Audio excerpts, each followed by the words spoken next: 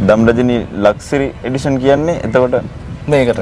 එතකොට සුපුන් දැන් මේ මම කතාව දැන් මෙහෙම යන ගමන් රැජින ගැන හැමෝම දන්නවා.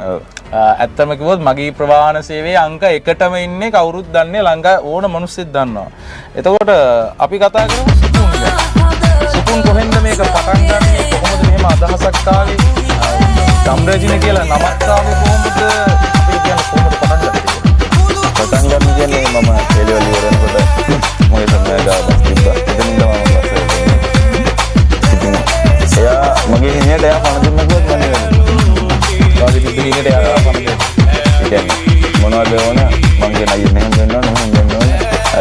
ඒ විදිහට එයාම සහයෝගයෙන් කරගියේ අන්තිමට අපි සිතුවත් වඩා ලොකු තැනකට ආවද මම කියන්නේ මගේ කටින් මේක බ්‍රෑන්ඩ් එකක් කියලා. නමුත් මම අහිමි දකින්න ඇසෙන දේවල් වලින් සමහරවිට